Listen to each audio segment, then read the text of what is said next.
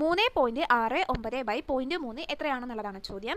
അപ്പോൾ ദശാംശ സംഖ്യകളുടെ ഗുണനോ ഹരണമൊക്കെ നമ്മൾ ഓൾറെഡി വീഡിയോ ചെയ്തിട്ടുണ്ട്. അപ്പോൾ താഴെ ഞാൻ അതിൻ്റെ ഇത് കൊടുക്കാം. അപ്പോൾ കാണാത്തവർ വേണ്ടവർ അത് പോയി കണ്ടു കേട്ടോ. ഇതിപ്പോൾ എങ്ങനെ ചെയ്യാൻ നോക്കി നോക്കാം. ആദ്യം എന്ത് ചെയ്യുക, ദശാംശ സ്ഥാനം ഒഴിവാക്കി ഹരിക്കുക. ഇവിടെ ദശാംശ സ്ഥാനം ഒഴിവാക്കുമ്പോൾ 369/3 എന്നാവും. അത് ഹരിക്കുമ്പോൾ എന്ത് വരും, 3 3 ഒരു തവണ, 6 3 2 തവണ, 9 3 3 തവണ. ഇനി 123 എവിടെയാണ് ദശാംശം കൊടുക്കേണ്ടതെന്ന് നമുക്കറിയണ്ടേ.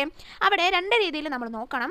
ഒന്നാമത്തെ കേസ് എന്ന് പറയുന്നത് അംശത്തിൽ ഛേദത്തേക്കാൾ ദശാംശ സ്ഥാനം കൂടുതലാണെങ്കിൽ, ഇവിടെ അംശത്തിൽ എത്രയാണ് ദശാംശ സ്ഥാനങ്ങൾ, 2 എണ്ണം. ഇവിടെ 1, ഇവിടെ 2 സ്ഥാനങ്ങളാണ്. ഇവിടെയോ ഛേദത്തിൽ ഒരു തവണയാണ് അല്ലേ. അപ്പോൾ അംശത്തിൽ ഛേദത്തേക്കാൾ ദശാംശ സ്ഥാനം കൂടുതലാണെങ്കിൽ അംശത്തിൽ എത്ര ദശാംശ സ്ഥാനമുണ്ട്, 2. അതിൽ നിന്ന് ഛേദത്തിൽ എത്ര ദശാംശ സ്ഥാനമുണ്ട്, 1. അത് കുറയ്ക്കുക.